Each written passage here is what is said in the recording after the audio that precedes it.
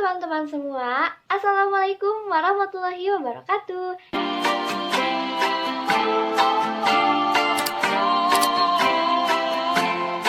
Izin memperkenalkan diri, saya Evani Lutfia dengan NIM 1900037 dari kelas 4 DPGSD, Universitas Pendidikan Indonesia Kampus UPI di Purwakarta. Nah, tujuan saya membuat video ini untuk memenuhi ujian tengah semester dalam mata kuliah Kebijakan dan Inovasi Pendidikan yang diampu oleh dosen pertama yaitu Bapak Agus Muharam dan yang kedua ada Ibu Wina Mustika Ati. Kali ini saya akan membahas materi mengenai proses keputusan inovasi. Selamat menyaksikan. Nah, sekarang saya akan membahas mengenai proses keputusan inovasi. Apa sih proses keputusan inovasi itu?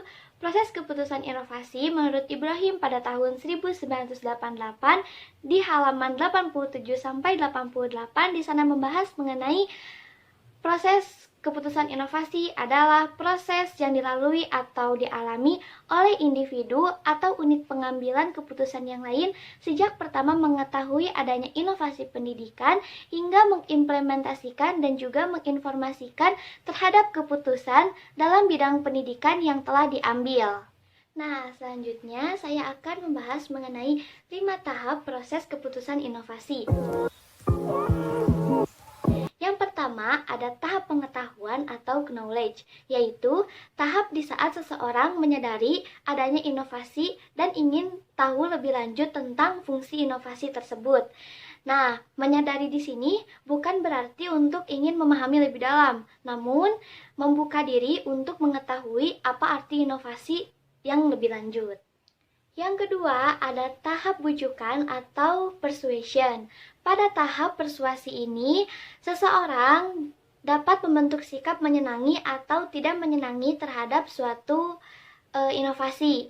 Nah, jika sebelumnya pada tahap pengetahuan itu proses kegiatan mental yang utama itu adalah bidang kognitif, berbeda dengan tahap bujukan ini yang lebih diutamakan adalah mental, afektif, atau perasaan.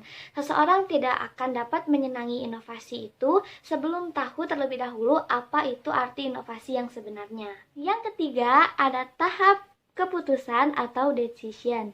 Pada tahap keputusan ini, proses inovasi akan berlangsung apabila seseorang melakukan kegiatan yang mengarah untuk menetapkan suatu penerimaan atau penolakan terhadap proses inovasi tersebut.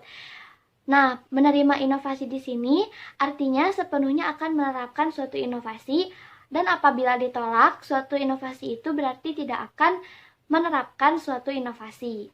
Yang keempat, ada tahap implementasi atau implementation. Pada tahap implementasi ini merupakan suatu implementasi dari proses keputusan inovasi yang terjadi apabila seseorang menerapkan suatu inovasi yang terbaru.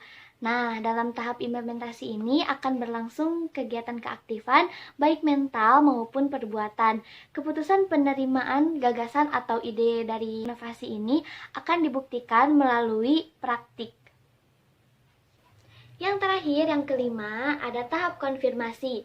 Nah, pada tahap konfirmasi ini, seseorang akan mencari penguatan terhadap keputusan inovasi yang telah diambilnya dan dapat menarik kembali keputusan apabila diperoleh informasi yang bertentangan dengan informasi sebelumnya.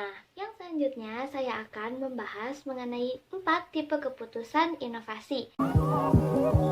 Yang pertama, ada keputusan inovasi opsional. Nah, keputusan opsional ini merupakan keputusan seseorang terhadap inovasi tanpa diganggu-gugat oleh siapapun. Yang kedua, ada keputusan inovasi kolektif. Pemilihan untuk menerima atau menolaknya suatu inovasi dilakukan secara bersama-sama. Yang ketiga, ada keputusan inovasi otoritas. Yang terakhir, yang keempat, ada keputusan inovasi kontingensi.